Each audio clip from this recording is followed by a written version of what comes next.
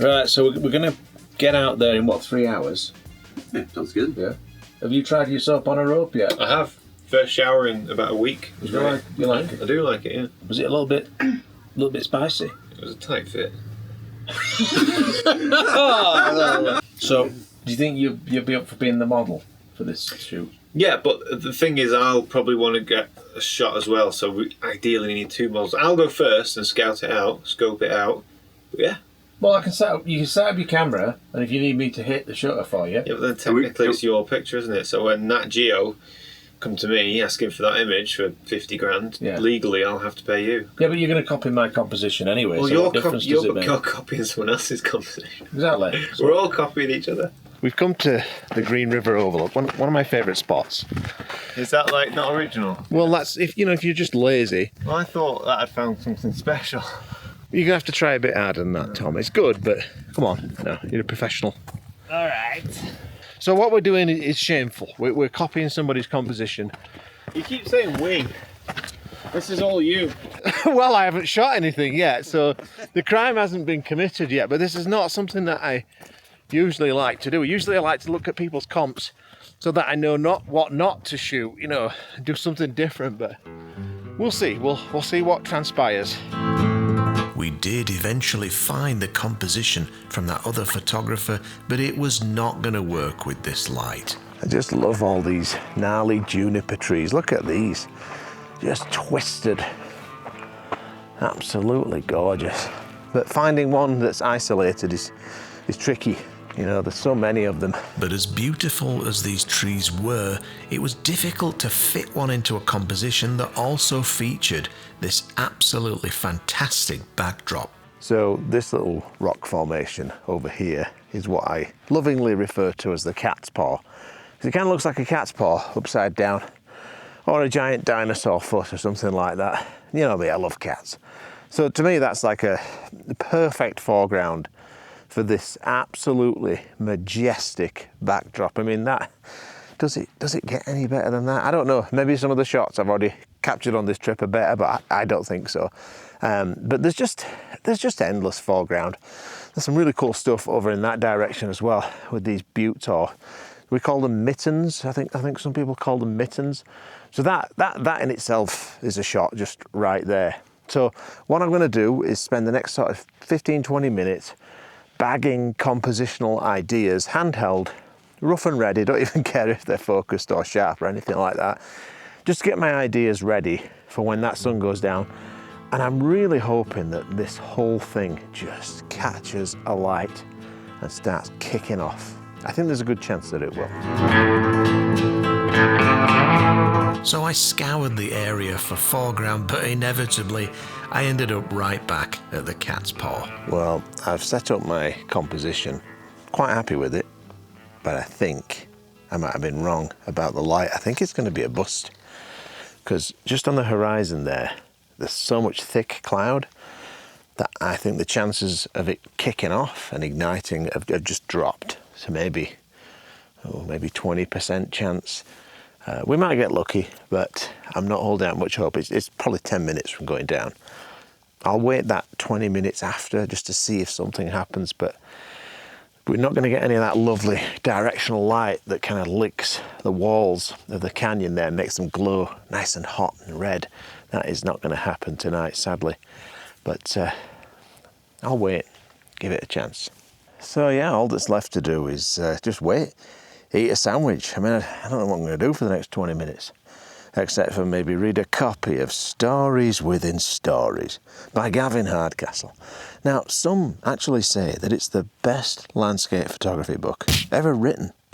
I don't know about that, but what I do know is there's a link in the description below if you wanted to pick up your own signed copy. Right, let's see what sandwiches I've got. Let's have a look. Ooh. Ham, cheese and avocado. Not bad. But then Heaton caught me gobbling my sandwich. I just didn't want to share. What are you eating? Sandwich, cheese, ham and avocado.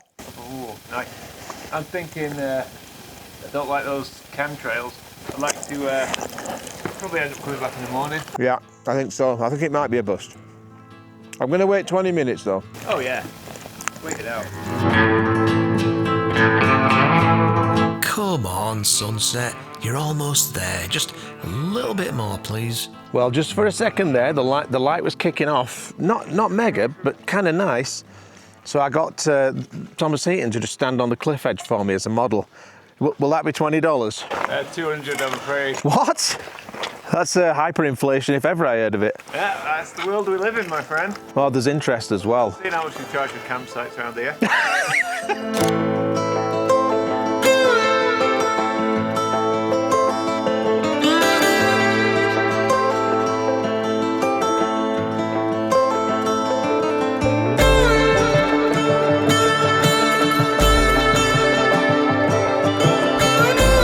You know, I think Tom should be paying me for this picture. Make a bloody good book cover, that. Look at this.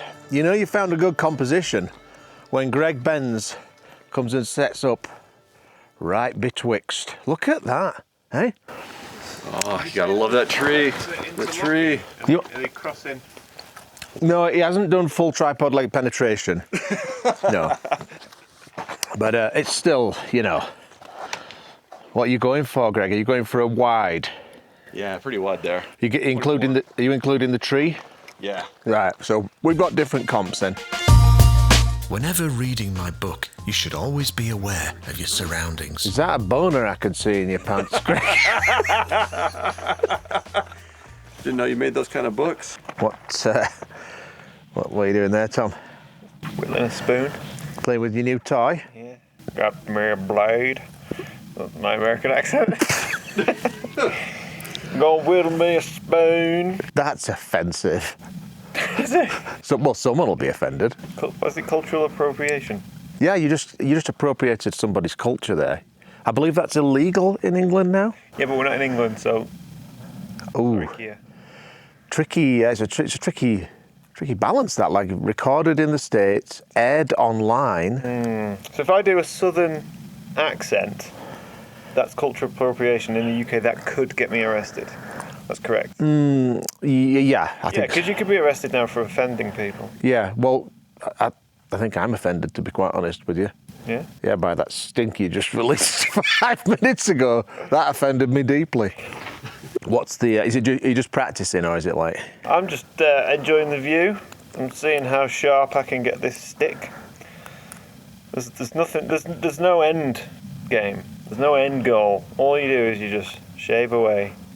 Shave away. It's very satisfying. Very satisfying, boy. What are you going to do with it? I take my stick and I pick out the meat. And then I go get me some skunk.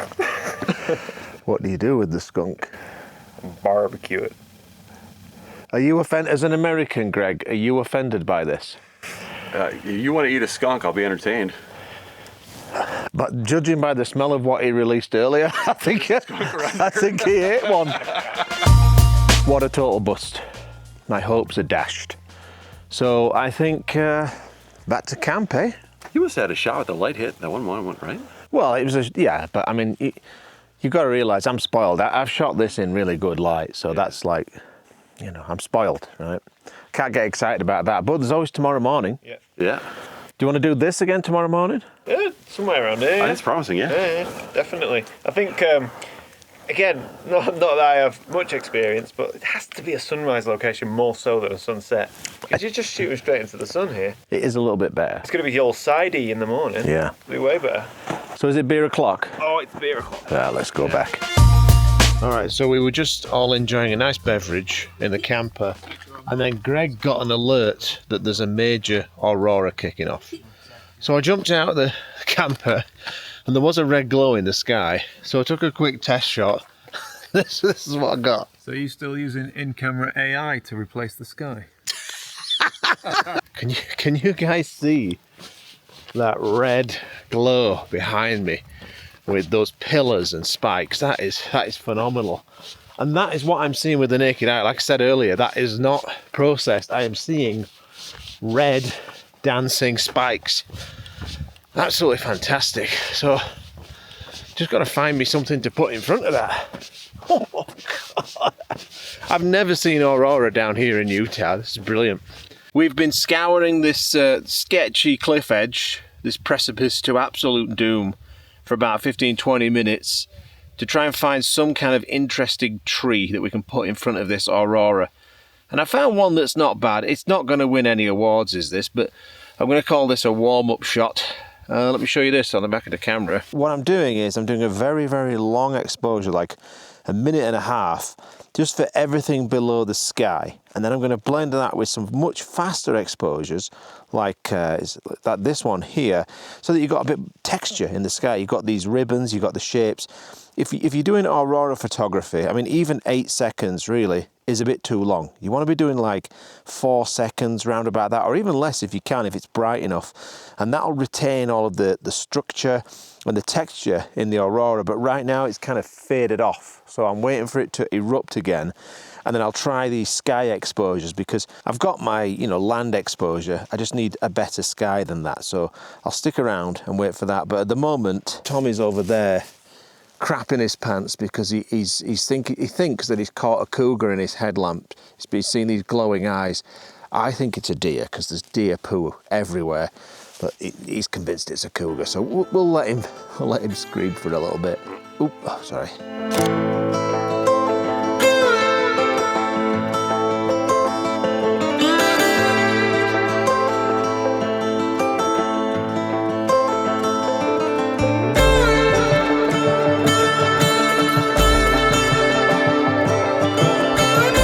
Sadly, by this point, all of the texture and shape had gone, and we just had a red glow. So I decided to head back to the camper to get a few precious minutes of sleep before sunrise. And I couldn't wait for my morning coffee. Well, it's 5:30 a.m. I've had 4 hours of sleep. And I do have a face like long-forgotten cottage cheese that's been spread liberally over a rice cake, a cheesy one. But I'm quite happy because we're still here at the Green River Overlook. And last night's Aurora shoot was quite exciting, but I wasn't blown away by the shot that I got. But apparently there might be another Aurora tonight. The thing is continuing, this flare is continuing. So we might have a second chance. So in about 45 minutes, all three of us are going to stagger back down to that cliff edge and try and shoot the sunrise. So I'm quite excited about that. Did you sleep all right, love? It was all right. As good as it could be in here. Tell you what, these mornings have been freezing cold. Hot at night, freezing cold in the morning. That's the desert for you. Jealous. Anyway, I'll keep drinking stale coffee until I can see some headlamps wandering over here, and then we'll hit the trail. That sounds good. Do you want any coffee with that cream? All right, love, you sure you don't want to come? Oh, come on, it's brighter. I don't like the cliff edges at night. No cliff edges while it's semi-dark. Makes sense. Right, see you in a bit, love. Bye. Right, so, right back to the spot that we were at yesterday.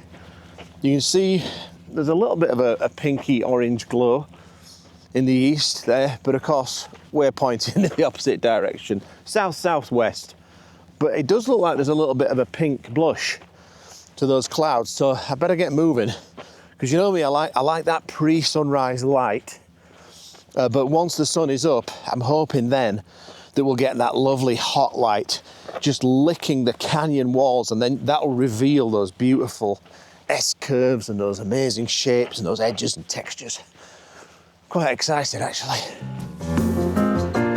So I minced out to the viewpoint to stake my claim and set up something that I thought might just work with these quite interesting morning clouds. Well, talk about your grand vista. It doesn't get grander than this. I mean, you've got so much to work with here. So for me, the big attraction is this canyon that you can see. I just love all of these shapes. Just that in itself is a shot. But then over to the right, you've got this mitten here, this spire sticking up. That's a nice little added feature. But then look at all of this foreground that we've got on this cliff. You've got these wind-carved rocks that are just fascinating in themselves. But then look at all these gnarly, twisted, tortured juniper trees that you can see surrounding it. So, I mean, I'm spoiled for choice. And then on the horizon, we've got that lovely pink and blue colour just if this is as good as it gets, I'll be quite happy with this. What about you, Greg? Yeah, I like this. I think it's going to keep glowing more. The sky's going to get real nice. I'll show you the back of the camera and explain what I'm trying to work with here, but I'm being a bit lazy and I'm just going for a super wide to fit in all of what I just explained in one frame. But then as things start to change and perhaps this foreground gets a little bit too hot, then I'll probably zoom past that and simplify the comp to take in the canyon. It all depends on how the light interacts with it, but I'll show you this and explain what I'm thinking. Do you know, I don't mind this contrast between pink and blue. So what you should be able to see is, well, there's a lot going on. I mean, where do you look, right? There's just almost too much going on, I would say. So I do think I need to simplify this composition. But with 100 megapixels, I can always crop this to whatever I want. I can find compositions within compositions. So I've got a lot of foreground that's got these beautiful rocks. I've got this lovely juniper tree and a couple more small ones there. The mittens off to the right, and the canyon is just off center with that pink and blue sky. Let me just take that shot. And for now, I'm on a 16:9 aspect ratio. But this could all change. And that's the thing is, like for me, your conditions dictate your compositions. So as the light creeps in and changes things, you gotta be fluid. You gotta be able to quickly change your composition, maybe slap on a different lens and go for something totally different. Oh God, that pink is just kicking off. So I'm not married to this. This is just my starting point, and then from here, I'll work with what the light gives me.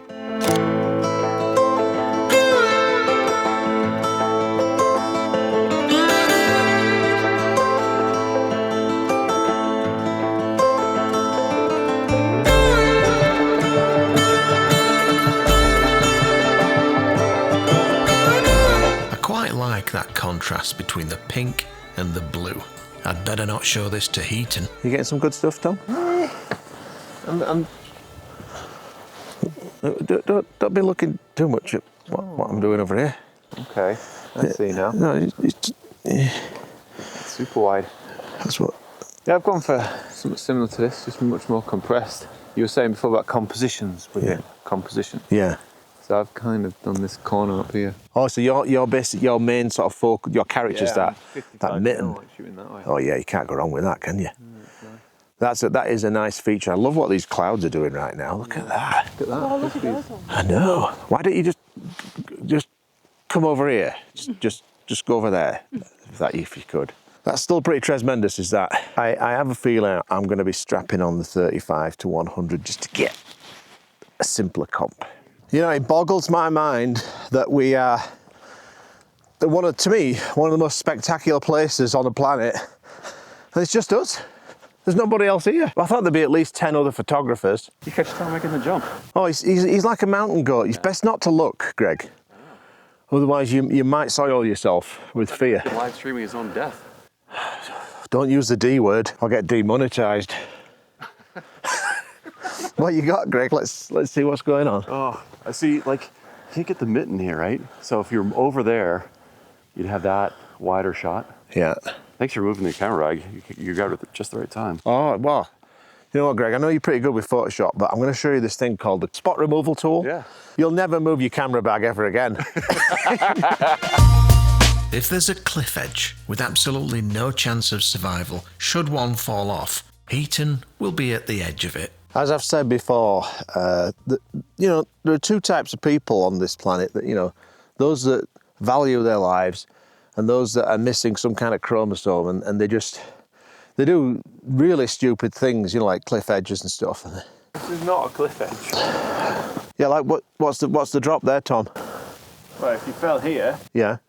you'd probably twist an ankle. Yeah. What about if you fell there? You'd die. All right. Yeah. As I was saying, two types of people. I think we know which one Tom is. To be honest, I was just glad it was Tom that was in trouble and not me. So, Greg, having to spend a week with two annoying vloggers who are constantly talking crap to the camera, how have you found it? It's not bad at all. Yeah? Yeah. What's been the biggest challenge so far? Honestly, it's this new tripod. Look at this thing. Oh, that is garbage. Sketchy. I thought you were going to say Tom's flatulence, though. That's number 2. Right. Yeah. It is number 2. Yeah. That is not very good, though. It's a really red stuff.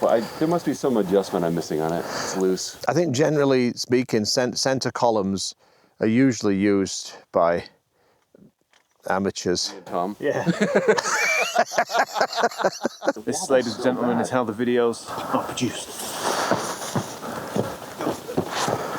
Oh, God, I don't like this. At least get rid of your camera bag. Like, there's so much to trip over there. Oh, God. Look at Greg's trip hazards compared to mine. Way worse. I don't think so, Tom. I think you're living in a dream world. I'm not making a 6-foot leap over him. Seriously, though, Tom, if you got rid of your camera bag, that would be a much better shot for Greg. That'll be $20, please. It's time to get back to my camera because it's just about to kick off, I think. Well, there you go. Here comes the sun. Doo-doo-doo-doo. Hopefully I don't get sued. And you can see now, look at that. The sun is just lighting these sculptures up magnificently. But what I like, actually, is I like that hot light that you can see in the top. But then everything underneath it is cool and cold, so you got that bit of a contrast. I might actually accentuate that in post, but as I said earlier, what I'm really waiting for is for that light to hit these canyon walls, and then you really see the shapes pop.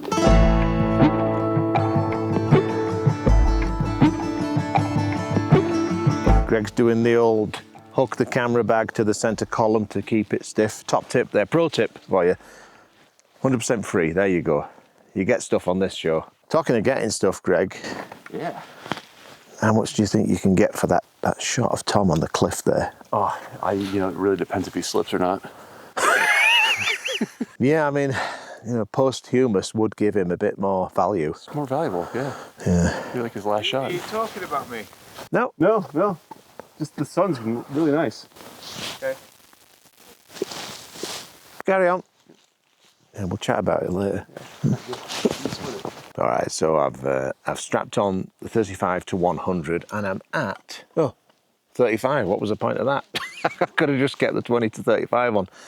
But I suspect if you look at the foreground here, look how hot that is, right? It's getting so much light, but the canyon's not really getting anything yet. So your eye is typically drawn to the brightest thing in the frame. And as interesting as it is, I kind of want you to be looking at that. That's more impressive. So I think I might have to just zoom past that to try and get the backdrop only.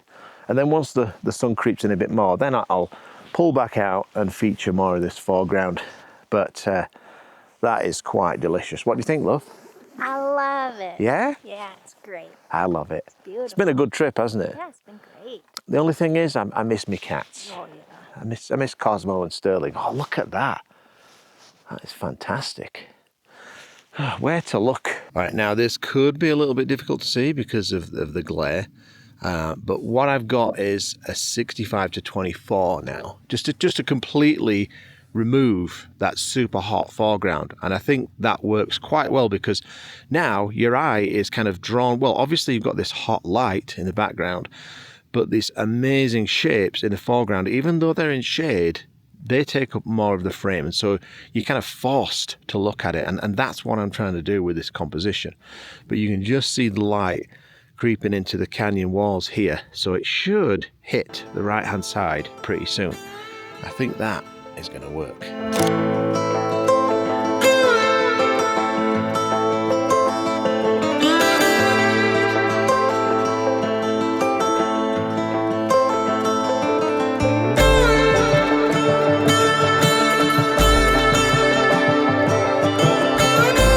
After this image, the natural thing to do was to steal Tom's composition.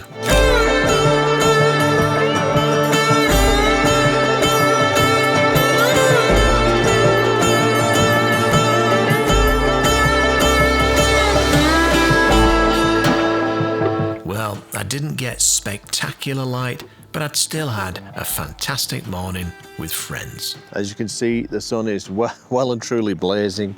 And now the scene is just extremely complicated.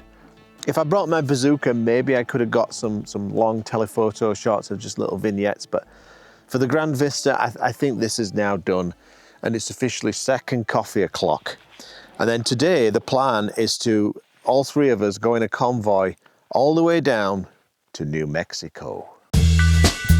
I just want to say a huge thank you to all of my Patreon supporters shown here. You really do make it possible for me to keep this channel going. And if anyone's interested in my monthly critique sessions on Patreon, there's a link in the description if you're interested.